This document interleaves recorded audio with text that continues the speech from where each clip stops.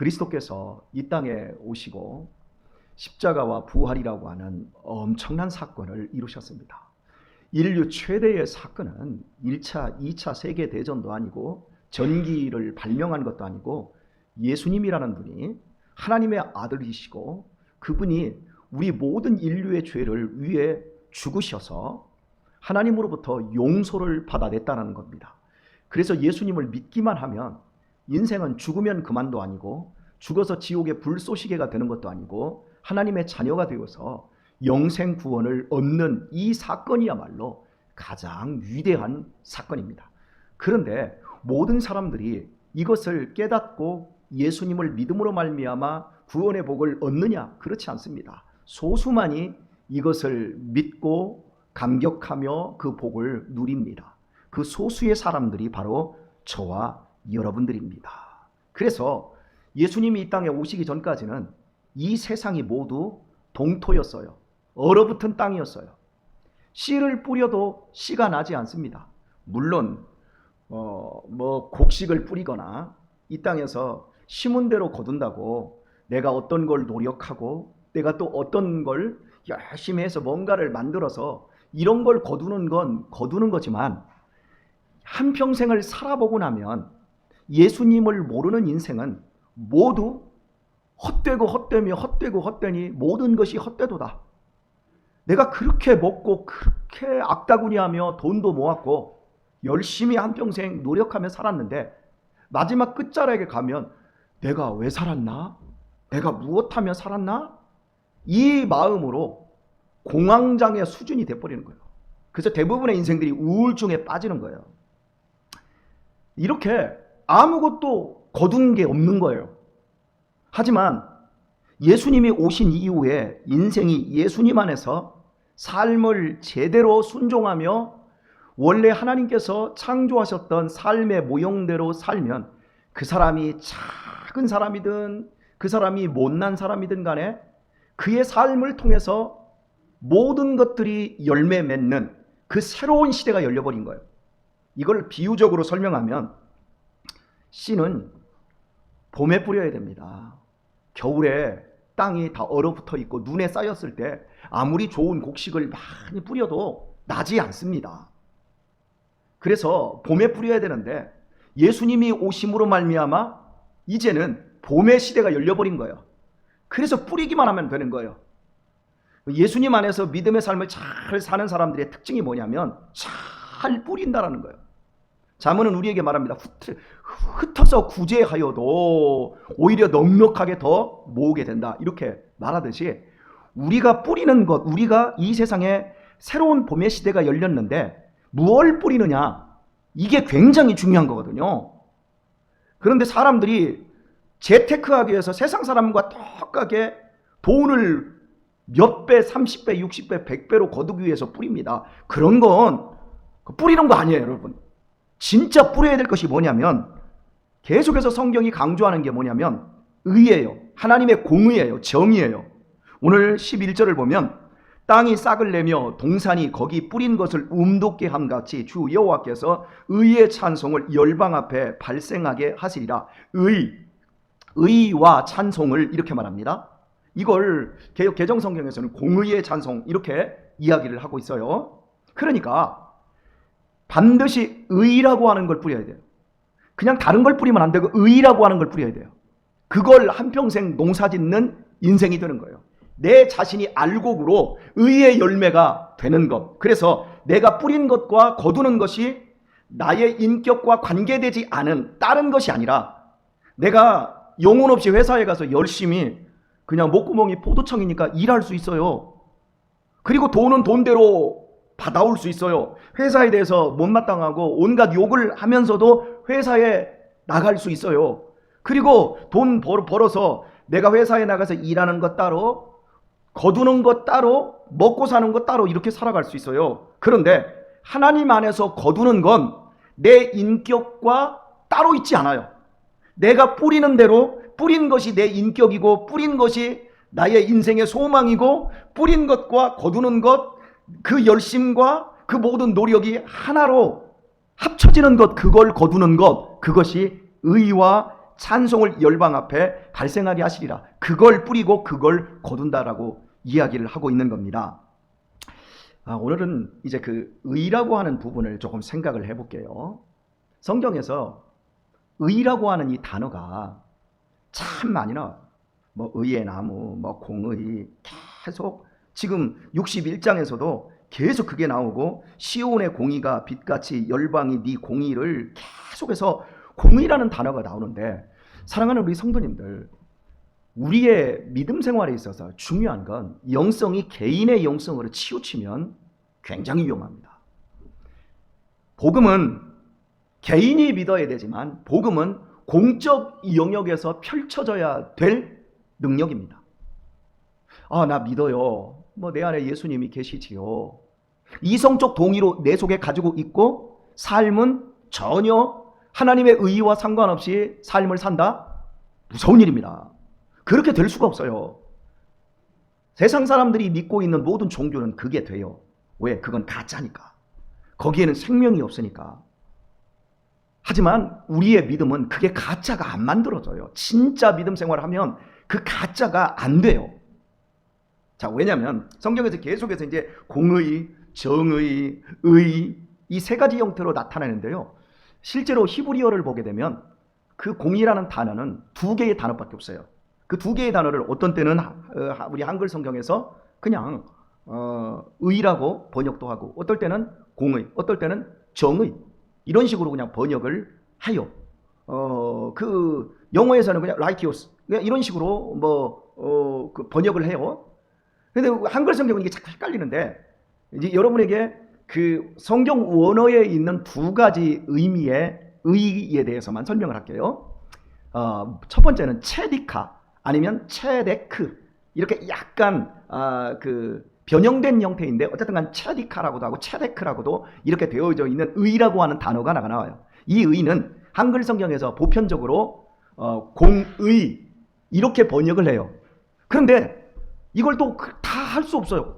어떤 때는 정의라고도 번역하고 어떨 때는 의라고도 번역하니까 참 헷갈려요, 우리도. 근데 어쨌든 간 체데크 이런 단어가 있거든요. 이 단어는 넓은 의미에서 관계적인 차원에서 이루어집니다. 혹시 여러분, 정치인들, 못돼 먹은 정치인들이 억울할 때 하는 이야기가 있지요? 역사가 증명해 줄 거다. 나쁜 놈들일수록 그래요. 그러니까 그 얘기가 뭐냐면, 지금은 내가 억울하고 내가 속상하지만, 내가 지금 다 뒤집어 썼지만 시간이 지르면 진실이 밝혀질 거다. 그죠? 세상 모든 사람들이 다 알아요. 아무리 숨겨놓은 것도 시간이 지나면 다 밝혀진다라는 거 알아요. 이런 게 공의예요. 그러니까 여러분, 시간이 지나도 밝혀졌을 때 부끄럽지 않을 짓을 지금 해야 돼요. 지금은 내가 당당한 척하고 내가 지금은 더 많은 것들을 누리는 것 같지만, 이 다음에 시간이 지나면 다 부끄럽게 되고 그 다 먼지처럼 다 빠져나갈 걸, 그 짓을 오늘 하면 안 돼요. 얄팍하게. 오늘 해가 뜹니다. 그러면 저녁 때 해가 질까요, 안 질까요? 줘요. 내일은 아침 해가 뜰까요, 안 뜰까요? 떠요. 그런 것처럼 이 세상에서 하나님의 공의라고 하는 그 차원은 인간이 어떻게 조정할 수가 없는 그 확실한 거. 왜요? 하나님이 그렇게 만드셨기 때문에. 그래서 사람은 하나님의 법대로, 하나님의 뜻대로 살아야 합니다. 이런 차원에서 이제 체디크라고 하는 단어를 공의라고 하는 단어로 번역을 해요. 그런데 정의라고 하는 단어가 하나가 있어요. 그것은 한번 해볼까요? 미슈파트. 그냥 잊어버리셔도 돼요. 미슈파트라는 단어가 있는데, 이 단어는 관계적인 차원에서 말하는 것인데요. 정의, 여러분, 정의롭다. 정의로움이 뭘까요? 정의라고 하는 이 단어를 히브리어적인 의미에서 보게 되어지면 이런 거예요. 세상에 부자도 있고 가난한 사람도 있어요. 세상에 똑똑한 사람도 있고 세상에 무지한 사람도 있어요. 세상에 권력을 움켜쥐은 사람도 있고 권력이 전혀 없는 연약한 사람도 있어요. 그러면 여러분, 이 세상이 정의로우려면 어떻게 해야죠? 똑똑한 사람, 돈 있는 사람들, 권력 있는 사람들이 온갖 머리를 써서 자기들만의 리그를 만들어 놓고 계속해서 수많은 돈을 움켜쥐고 세상의 모든 이점들을 자기 것으로 계속 가져가고, 없는 사람들은 계속해서 더 없어지고 더 고통스러워지는 게 세상의 정의인가요? 그렇지 않습니다. 미시파트라고 하는 단어는 힘 있는 자, 능력 있는 자가 힘없고 부족하고 연약한 사람들을 돌보는 걸 미시파트 정의라고 합니다. 고아와 과부와 나그네를 너희가 돌아보지 않았다. 한마디로 말해서 하나님이 편드는 사람들이 누굽니까?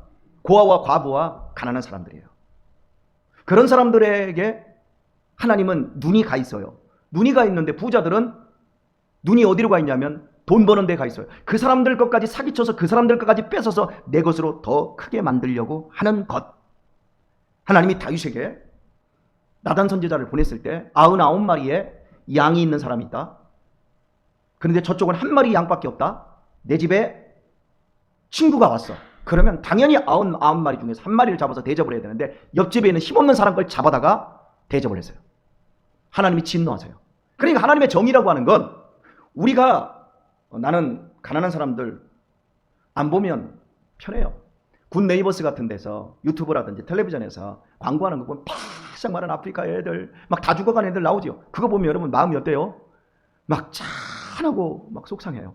막 짠해요. 그런데 제가요 우리 청년들하고 예전에 한번 영화를 보는데 일제시대 때 그 독립운동을 하던 사람들이 독립운동가들이 그 일본 끈앞풀 경찰들 잡혀가지고 막 고문을 당하는 이런 장면들이 나와요. 그 영화 속에서 우리 민족의 역사성 속에서 우리가 놓치지 않아야 할 역사를 알지 못하면 우리는 오늘이라는 삶을 바로 세워가지 못하는 거거든요. 그런데 그 영화를 딱 보고 났는데 저는 가슴이 막하고 아프더라고요. 아직도 해결되지 않는 미완의 숙제로 우리나라가 이렇게 좌우로 분열된 이유 중에 하나, 그리고 또한 보수와 진보로 분열된 것도 바로 그 일제강점기를 지나오면서 형성된 거거든요. 그래서 마음이 막막한데 같이 영화를 봤던 청년들 가운데 하나는 나 기분 나빠. 나 저런 영화 보기 싫어. 승질나. 아니면 노골적으로 아주 막 싫다. 막 거부하는 거야. 그 청년에게 잘못했다고 할 수 없어요. 그게 우리의 심리거든요. 우리가 종종 지금은 아니지만요. 예배를 드리는데 예전에 한규라고 하는 우리 교회를 끊임없이 왔던 노숙자 친구 하나가 있어요. 그 친구가 와서 저에서 예배를 드려요. 예배를 드리면 앉아서 예배를 드리면 딱 들어오면 여기서도 그 노숙자 냄새가 나요. 냄새가 나죠. 그리고 막 그래요. 그러면 제가 여기서 이제 예배를 인도하다 보면 여러분들 그 이쪽에 앉아 계신 분들이 막 예배가 방해되니까 쳐다보는 눈이 막 냄새 나니까 이러죠. 여러분 제가 잘못했다고 하는 게 아니에요. 이게 우리의 심리예요. 이게 우리의 마음이에요. 안 보면 괜찮아. 그런데 당장 내 옆에 있으면 나에게 피해를 주고 이러잖아요. 그러니까 우리 눈 감아버리거든. 근데 하나님은 니네들 눈 감으면 안 돼. 니네들 눈 떠야 돼. 그게 미슈파트야. 그렇게 해야 내가 너희들에게 인생에 있어서 아름다운 열매를 거두게 할 거야. 우리끼리만의 리그. 서로 칭찬해주는 우리끼리만의 삶. 목사님, 설교 너무 좋아요. 집사님 어떻게 은혜를 그렇게 잘 받으세요? 할렐루야. 밥 먹으러 갑시다. 우리끼리만의 그 리그, 그 교회, 여기에 의가 들어가지 않으면 거두는 게 없어요.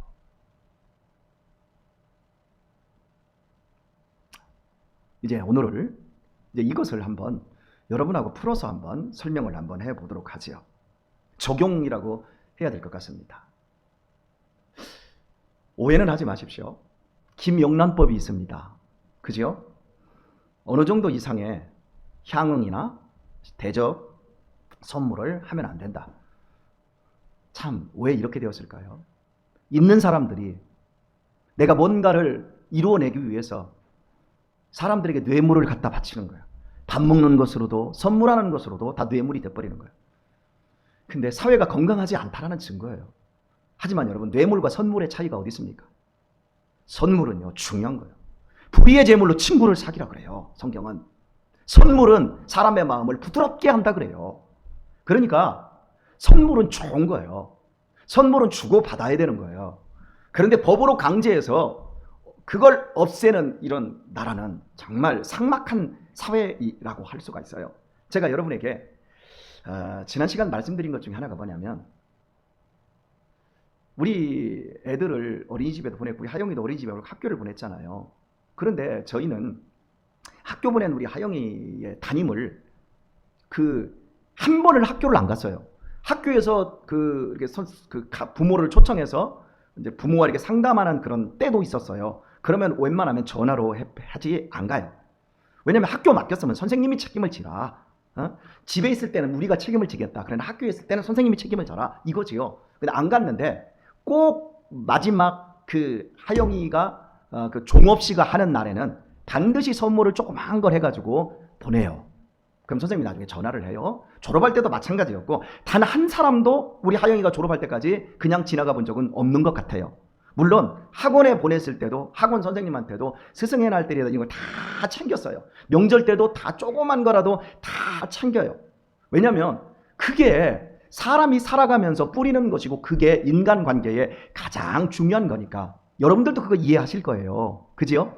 자, 그런데 제가 지난 주일날 금요일에 무슨 얘기를 했었냐면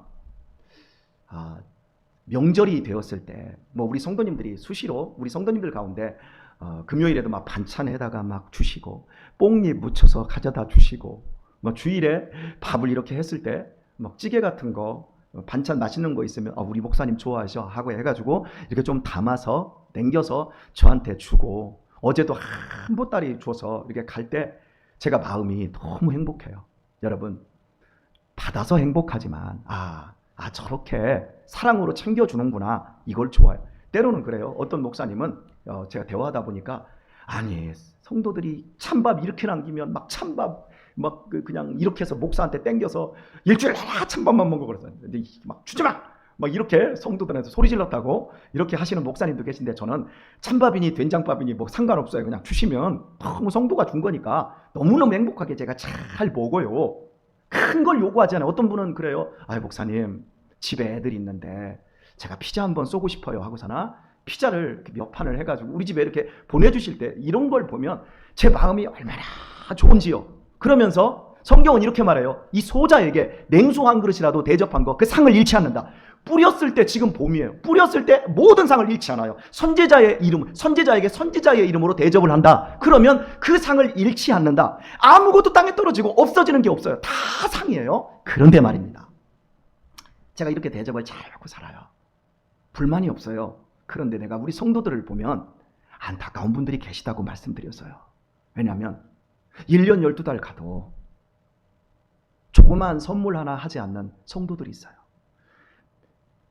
자기 딸, 자기 아들, 학원 선생님한테는, 학교 선생님한테는 잘 보이기 위해서 선물을 했을 거예요. 그런데 내 영혼을 책임지고 있는 목사님, 나를 위해서 새벽마다 기도해주고 있는 그 목사님, 아니 우리 또 장로님들도 계세요. 그런 분들한테 교회 생활하면서 10년을 하면서도 밥 한 끼 안 사고 그 많은 명절들이 있어도 선물 하나 하지 않는 성도들이 우리 교회의 4분의 3은 돼요. 김동래 권사님 눈 찍찍 하지 마세요. 사실이니까. 내가 하고 있기 때문에 다른 사람도 다 한다고 생각하면 안 돼요.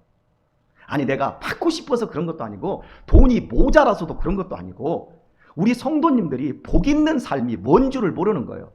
제 어린 시절에 어머니께서 교회를 안 다니셨는데도 불구하고 생선장수를 하셨어요.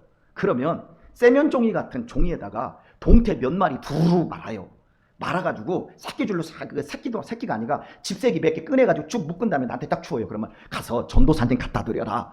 우리 어머니 믿지도 않는데 우리 딸하고 우리 아들이 교회를 다니는데 인사를 안 해서야 되겠냐. 가져다 드려라. 그러면 가져다 드리면 아이고 혁철아 고맙다. 엄마한테 고맙다고 얘기해라. 그리고 어느 날은 제 머리에다 손을 올려놓고 저를 위해서 축복기도 해줘. 그 장면이 있어요. 저는 집에서 우리 고구마가 두르든 감자가 두르든 있으면 일단 교회에서 이렇게 가져가면 나누어서 야 앞집 갖다 줘. 그리고 저 뒷집 갖다 줘. 그리고 아랫집 원은에도 갖다 하니까 애들이 나누는 게 습관이 되어가지고 뭔만 있으면 가져다 줘야 된다고 야 우리도 먹어야지. 제가 우리 자식들을 키울 때 넉넉하게 사는 삶이 뭐냐면 내 부모가 목사님에게 야 명절이다. 너 목사님에게 이것 좀 갖다 주고 올래? 여러분 이렇게 자식 교육을 하는 거예요. 그런데 그걸 하지 않는 성도님들을 보면 우리 애들이 어떻게 될 거예요? 이게 너무 안타까운 거예요, 저는. 그래서 제가 받고 싶어서 그런 게 아니라 오해하지 마세요. 예? 저 목사가 왜 이렇게 노골적이지? 여러분, 부흥회를 안 하니까 우리 성도들이, 우리 교회에서 참 신앙생활 하신 분들이 스타일이 부흥회를 안 하니까 제 가려운 데를 안 긁어주니까 사람들이 그걸 못하니까 제가 부끄러워도 내가 해야 되겠구나 이런 생각을 제가 하는 거예요. 제가 대접을 잘 받기 위해서 그런 게 아니라 인생은 연습과 훈련에서만 되는 거예요. 어느 날 갑자기 내가 가난한 사람을 돕거나 내가 어느 날 갑자기 고아들을 사랑해서 입양을 하고 그러는 거 아니에요.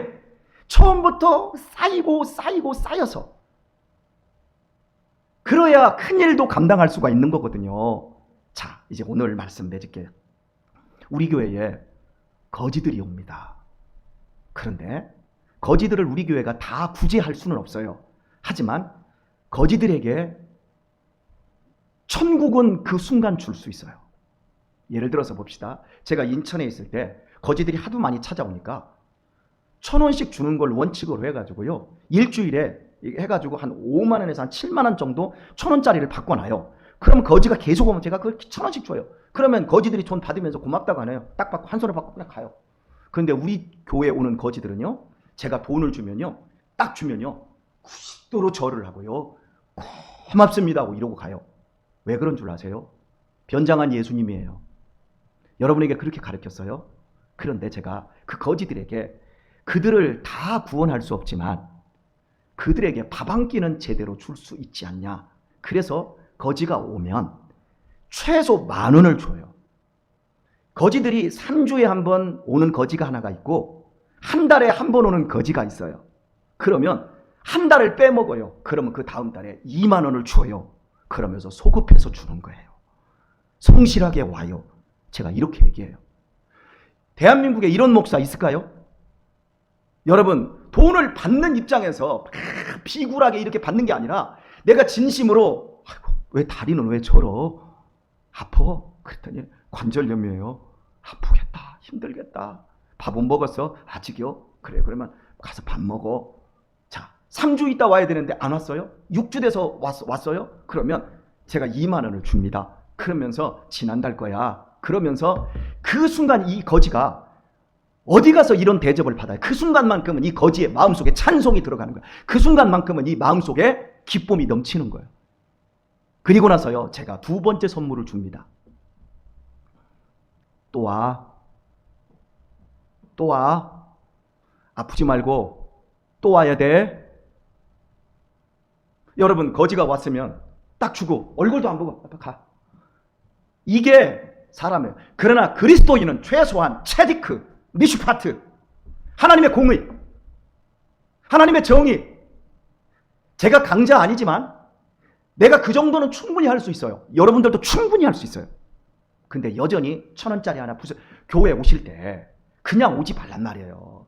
호주머니에다 사탕이라도 이렇게 가득 집어넣고 호주머니에다가 1,000원짜리라도 10개 바꿔서 아이들 있으면 주일날은 돈 쓰면 안 돼 이놈의 새끼하고 꿀밤 주려고 눈총 주려고 오지 마시고, 야 오늘 예배 끝나고 집에 가서 하드 하나 사 먹어. 이런 넉넉한 체디크의 마음, 이런 미시파트의 마음을 가지고 살아야 우리 집에 찾아오는 거지라든지 고아와 과부와 어려운 사람들을 나중에 내가 만나게 되었을 때 넉넉하게 도와주실 수 있지요. 물어보십시다. 여러분, 헌금하는 거 외에 여러분이 개인적으로 섬기고 있는 고아와 과부나 이런 사람들 있습니까? 아니면 월급이 늘어날수록 해마다 조금 더 그 가난하고 어려운 사람들에게 돌아가는 돈이 있습니까? 이게 늘어나지 않으면요, 내 월급과 비례해서 이게 늘어나지 않으면 우리는 하나님의 의, 공의를 버리고 있는 거예요. 불편한 새벽이십니까? 저는 불편하지 않으리라고 믿습니다. 제가 받고 싶어서 그런 게 아니라 우리는 최종적으로 흘러가게 해야 되는 사람들입니다. 우리는 최종적으로 내가 마지막 끝자락에서 내 안에서 모여지는 사해바다가 아니라 갈릴리 바다처럼 요단강처럼 흘려보내는 사람이어야 됩니다. 왜? 우리는 그리스도인입니다.